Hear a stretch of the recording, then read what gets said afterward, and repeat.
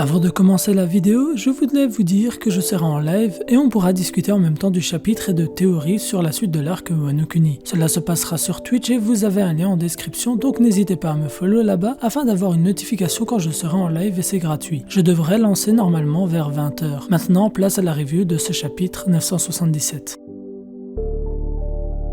Un chapitre intéressant dans la continuité du précédent qui vient révéler quelque chose d'énorme vis-à-vis de l'empereur Kaido. De plus, on nous tease les Tobiroppo, les 6 guerriers volants et j'ai pas mal de choses à dire sur eux, mais ce sera dans une prochaine vidéo. Le reste du chapitre quant à lui était assez sympathique même si j'ai eu une déception vis-à-vis de quelque chose. Et c'est de tout cela que nous allons discuter dans cette review avec analyse et points de vue personnels couplés à des petites théories comme t'en as l'habitude. Mais avant de commencer, n'hésite pas à lâcher le Gomu Gomu no pouce bleu en fin de vidéo si cette dernière t'a plu. Le chapitre s'intitule La fête est pour plus tard et nous avons la couverture qui met en avant les retrouvailles de Lola et Chiffon avec les têtes étonnées de Gotti et Beje, qui bien évidemment sont surpris de voir exactement la même tête. De plus, Gotti a bien la confirmation qu'il ne s'agissait pas de Chiffon qu'il a sauvé des mains de la marine et nous arrivons gentiment à la fin des mini-aventures de Beje et de sa Oh My Family. Le chapitre commence avec une case qui fait chaud au cœur étant donné qu'on a véritablement tous les Mugiwara sur une seule case. Le groupe qui a été à Whole Cake Island a sauté sur Jinbei, heureux de le retrouver sain et sauf, et bien évidemment les hommes attirés par le contact uniquement féminin qui sont restés à l'arrière. Je parle bien évidemment de Sanji et Brook. Carotte fait partie intégrante de la case et avec une discussion sur mon Discord, le Yonko a avancé que c'était potentiellement un moyen de Oda de montrer qu'elle s'est bien incorporée dans le groupe des Mugiwara. Un détail intéressant souligné par le Yonko, donc je voulais vous le partager. Jinbei explique son retard très rapidement, il devait juste soigner les pirates du soleil qui ont donc pu s'enfuir aussi. Franky est heureux d'apprendre que c'est Jinbei qui montrera le potentiel du Sunny et Nami lui dit qu'il n'y a pas meilleur timonier. Jinbei rejoint le groupe très aisément et est rapidement apprécié. Franky lance l'idée de porter un toast, mais ils n'ont pas d'alcool. C'était sans compter l'odorat incroyable qui mériterait une théorie à part, le nez démoniaque de Zoro qui arrive à déterminer qu'il y a de l'alcool pas loin. Alors que Kinemon appelle les Mugiwara pour une réunion stratégique, Law lui dit que c'est inutile de discuter avec eux car il a enfin compris que tout ce qu'il faisait était vain lorsqu'il incorporait les Mugiwara dans ses plans, le pauvre. Et Sicilian, le chef des mousquetaires d'Inuarashi, quitte le Sunny pour rejoindre les Fourreaux Rouges à bord du sous-marin de Law afin de discuter du plan. Car en effet, il sera le commandant des Minks durant la bataille à venir, les ducs ayant un rôle différent, celui des Fourreaux Rouges. Pour ces mêmes raisons, Hyogoro mènera lui les samouraïs de Wano. Le plan de Kinemon ne porte pas sur quelque chose de très complexe, il espère que l'effet de surprise soit suffisant et compte séparer leurs forces en 2 groupes qui longeront le crâne de Nigashima d'un côté chacun afin de se rejoindre à la porte arrière. Denjiro, qui pense réellement que Kinemon est un mastermind, pense qu'il s'agit du faux plan utilisé pour arnaquer Kanjuro, alors que nous avons droit à un moment giga comique avec la tête de Kinemon choquée et Raizo qui ne sait pas quoi faire, car il voit que Denjiro surestime toujours le renard de feu. Mais c'est pour ça que Law est là, il fut l'organisateur des plans depuis Punk Hazard et nous savons que nous pouvons compter sur lui pour organiser un plan intéressant. Il ne faut pas oublier qu'il a accepté de participer au plan de celui qui l'a libéré de la prison quelques chapitres plus tôt. Je pensais que cette personne était Drake, mais aujourd'hui j'ai un doute et j'y reviendrai plus tard. Law met en avant qu'il faut considérer que les empereurs soient au courant du raid, étant donné que Kanjuro a pu fuir et pourra donc prévenir de l'arrivée des rebelles. Il sait alors que leurs cibles principales seront les 3 capitaines, à savoir Kid, Law et Luffy, et les Fourreaux Rouges. Law prendra en compte à partir de maintenant qu'il y aura 2 idiots qui fonceront tête baissée, ajoutant Kid au compteur. Il compte alors les utiliser pour faire diversion, en même temps que les soldats, et Law emmènera les Fourreaux Rouges à bord de son sous-marin dans un 3e chemin, à l'extérieur de l'île malgré les courants, et utilisera son fruit du démon afin d'emmener les Fourreaux Rouges directement sur Onigashima. Kinemon continue de jouer sur l'ambiguïté du changement de port pour continuer à faire genre qu'il avait tout prévu devant Denjiro, qui continue à être surpris de l'intelligence de ce dernier. Le tout devant un Raizo qui juge en silence le renard de feu. Encore une case qui m'a bien fait rire. Et il est marrant de voir à quel point l'arrivée de Denjiro a permis des moments de rigolade centrés sur les Fourreaux Rouges, alors qu'on vient d'apprendre que Kanjuro est le traître. Denjiro est utilisé par Oda comme un ressort comique, créant un trio avec Raizo et Kinemon dans ce chapitre qui nous ferait presque oublier la présence d'un traître parmi eux très récemment. Je ne voyais personnellement pas Denjiro comme ça, mais j'aime énormément son caractère et la manière dont il respecte Kinemon, le premier vassal de Oden, à ses côtés. Mais ce moment de fun est coupé par un bruit sourd, le bruit d'une explosion où se trouvent les Mugiwara. Denjiro s'en veut car il ne les a pas prévenus des gardes de la mini-forteresse se trouvant devant l'île. Et c'est ainsi que nous voyons les Mugiwara faire une bouchée de ces 10 gardes avec Luffy, Jinbei, Zoro, Brook, Robin, Sanji et Franky qui se battent et one-shot les adversaires, de manière très charismatique pour chacun d'entre eux. Et je vous avouerai que je suis très content de voir Robin au premier plan de cette case de combat, Brook aussi, mais assez déçu du trio des peureux qui continue de jouer sur le ressort comique à l'aube d'une guerre qui les mènera à confronter deux empereurs. Mais je sais très bien qu'il s'agit de la manière de Oda de faire et qu'ils ne reculeront en aucun cas devant l'adversité lorsque le moment viendra. Malgré tout, j'aurais aimé voir tous les Mugiwara se battre d'entrée de jeu, montrant la détermination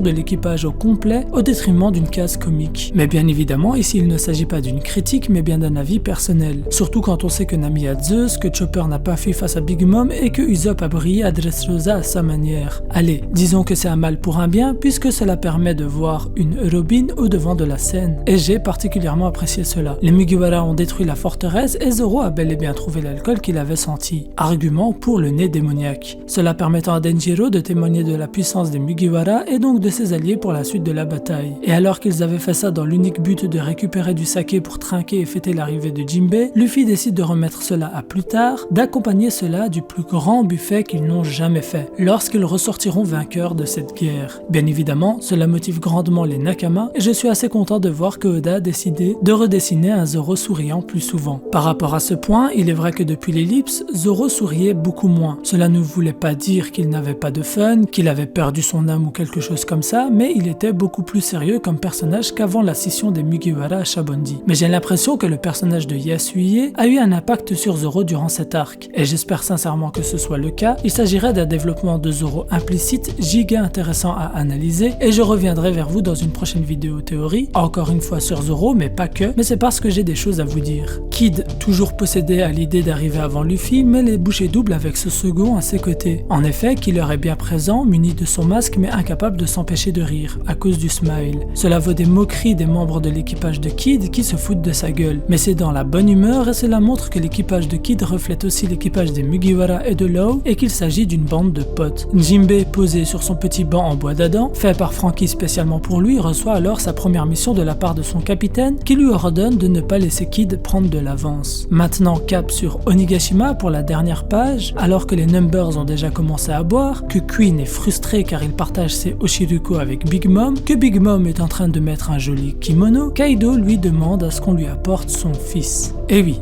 Kaido a un fils et si beaucoup vont théoriser sur le fait qu'il s'agirait probablement du fils de Big Mom ou d'un personnage déjà connu, je pense personnellement, et ce n'est que mon avis, que ce ne sera pas le cas. En effet, je pense qu'il s'agira d'un nouveau personnage et j'ai même cette petite impression qu'il s'agira d'un personnage ayant pour but un rôle gaguesque, comique, à faire valoir ou quelque chose comme ça. Bien évidemment, il ne s'agit pas de théorie que j'avance, car je peux me tromper entièrement, il s'agit juste d'une impression. Et je suis d'avis personnellement qu'il est bien trop tôt pour théoriser sur qui cela pourrait être, étant donné que nous possédons comme unique information que Kaido a un fils et qu'il se trouve à Onigashima. C'est bien évidemment trop peu pour en faire une théorie. Kaido veut présenter les Tobiropo à Linlin et ils arrivent. La dernière case du chapitre se concentre sur leurs jambes et pieds, qui nous permet de visualiser qu'il y a une fille parmi eux, un samouraï et quelqu'un habillé en costard. On reconnaît les bottes de Dre qui est à sa gauche, donc à droite pour nous, celle du gars qui aurait libéré Law. Je vous mets l'image en comparaison et je pense qu'on peut déterminer à partir de cette ombre qu'il pourrait s'agir de la même personne. Mais si Law accepte de participer au plan de cette personne, cela voudrait dire que Law le connaît. Et j'aimerais revenir vers vous sur ce sujet dans ma prochaine théorie, qui sera consacrée aux Tobiropo et aux Mugiwara qui les affronteront. On peut déjà voir qu'il est possible de lier potentiellement à partir de certains visuels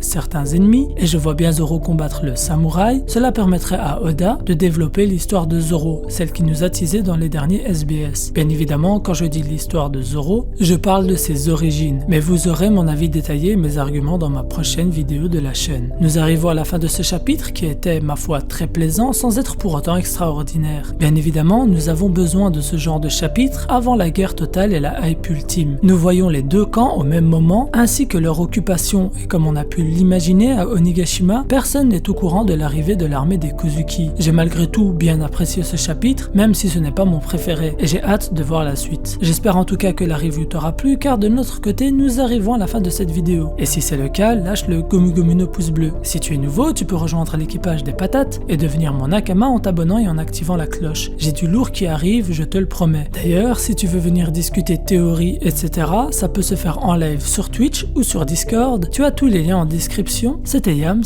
le paladin des pommes de terre, El Psy Konguru.